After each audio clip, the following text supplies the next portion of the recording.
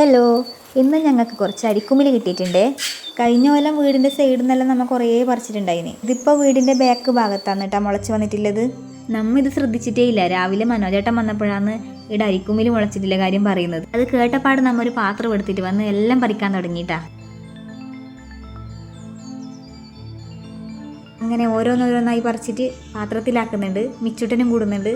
ജിക്കുട്ടനാണെങ്കിൽ ഇത് എന്ത് സംഭവം എന്നറിയാതെ ഇങ്ങനെ നോക്കി നിൽക്കുന്നുണ്ട്. കുറേ സ്ഥലത്ത് ഇങ്ങനെ മുളച്ച് വന്നിട്ടുണ്ട്. മിച്ചുട്ടൻ ഇത് വെറുതെ ഓരോന്നോരോന്ന് പൊട്ടിച്ച് കളയുന്നുണ്ട്.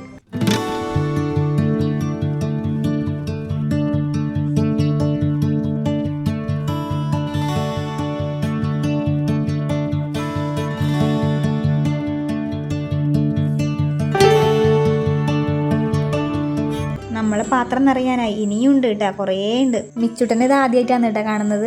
അതുകൊണ്ട് അവന് ഭയങ്കര ഇൻട്രസ്റ്റ് ആണ്. ഇത് ഇതുവരെ കഴിഞ്ഞില്ലേ, ജിക്കുട്ടൻ ഇങ്ങനെ മനസ്സിൽ വിചാരിക്കുന്നുണ്ടാവും. പിന്നെ കുറച്ച് സമയം കഴിയുമ്പോൾ ജിക്കുട്ടനെ കാണുന്നില്ല ഗൈസ്. മുതലാളി അവനെ പിന്നെയും കാണാതായി. ദേ പോണു ജബൻ. ജിക്കുട്ടനെ നോക്കാൻ 100 ആളുണ്ടെങ്കിലും ചെറിയൊരു ഗ്യാപ്പ് കിട്ടിയാൽ മതി ഓനെ കാണാതാവാൻ വേണ്ടി.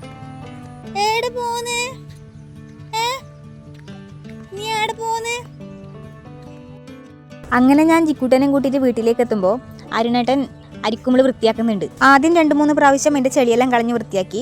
പിന്നെ 2ാമത്തെ പ്രാവശ്യം മഞ്ഞൾപ്പൊടി ഇട്ടിട്ട് വൃത്തിയാക്കുന്നുണ്ട്.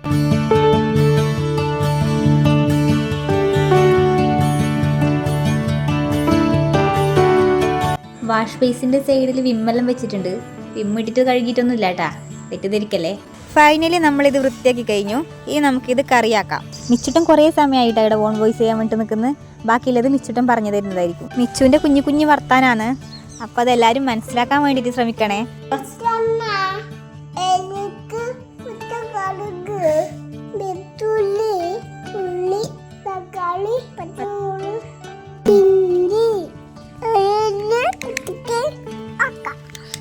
ഇതെല്ലാം മയിലിട്ടിട്ട് ഇളക്ക എന്നാണ് കവി ഉദ്ദേശിച്ചത്.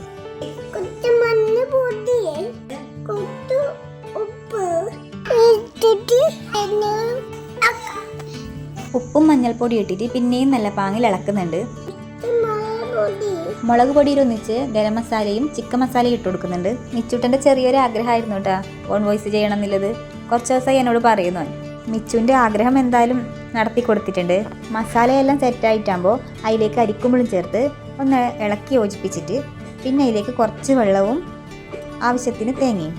വെള്ളം ചേർക്കണമെന്നില്ല, നമ്മുടെ വെള്ളം ചേർക്കുന്നുണ്ട്. കുറച്ച് തേങ്ങയും ആവശ്യത്തിന് ഉപ്പും ചേർത്ത് അടച്ച് വെച്ചിട്ട് വേവിച്ചെടുത്താൽ നമ്മളെ കറിയുടെ റെഡി.